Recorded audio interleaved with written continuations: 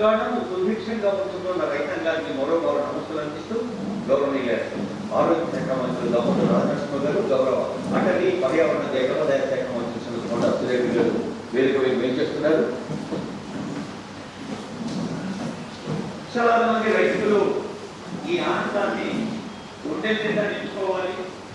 రైతు పట్ల ప్రేమకు పట్టం కట్టుకున్న ప్రజాపాలన ప్రభుత్వం అనదు సీఎం అనదు డిప్యూటీ సీఎం యావత్ మంత్రివర్గం ప్రభుత్వం మొత్తం ఇక్కడ ఉంది రైతుల కోసం. రైతుల ఎడలో మీకున్న స్థానం, రైతుల పట్ల ప్రభుత్వం ఎడలో ఉన్న స్థానం ఏంటో తెలియజేస్తుంది. ఇప్పుడు ప్రొఫెసర్ రజా జానే గారు, వైస్ ఛాన్సలర్ వ్యవసాయ విశ్వవిద్యాలయం, వారు వెల్కమ్ అంటారు. ఉప ముఖ్యమంత్రి శ్రీ బట్టి విక్రమార్క గారు, వ్యవసాయ శాఖ మంత్రులు శ్రీ తుమ్మల నాగేశ్వరరావు గారు, ఇతర గౌరవ మంత్రులు, మీడియా మిత్రులు అందరికీ నమస్కారం. ప్రొఫెసర్ జయశంకర్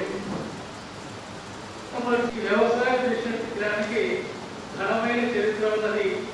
ముఖ్యమంత్రి గారు ఒక నాయకుడు డాక్టర్ బండి సంగారెడ్డిలో ఆనాటి హైదరాబాద్ రాష్ట్ర తొలి వ్యవసాయ మంత్రి గారు.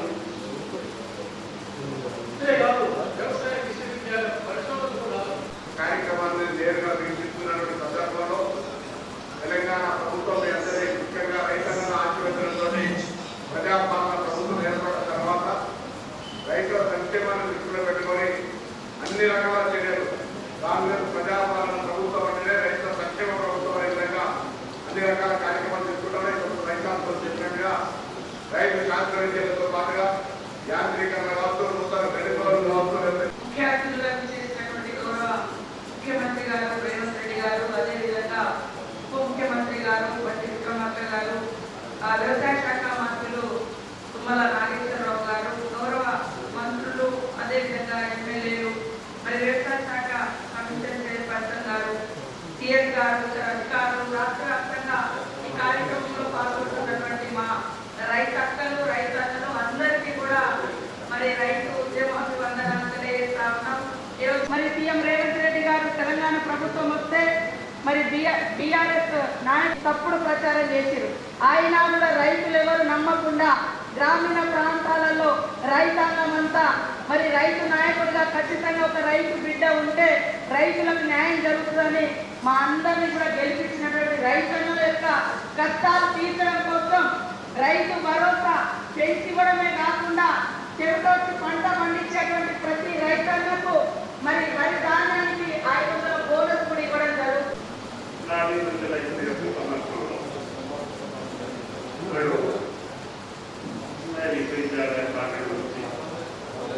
రాష్ట్ర ముఖ్యమంత్రి రేవంత్ రెడ్డి గారి యొక్క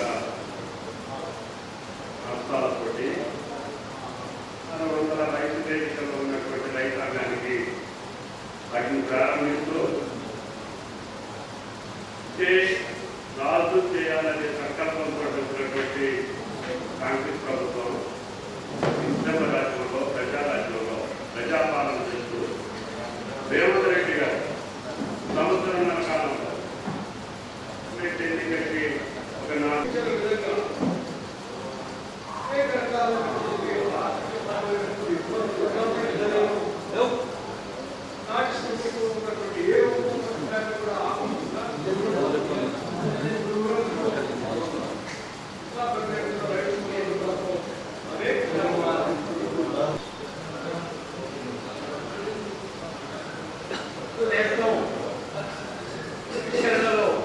యావత్ తెలంగాణ ప్రభుత్వ మంత్రివర్గం అందరూ పాల్గొనడం ఇది ఒక అద్భుతమైన పండుగ.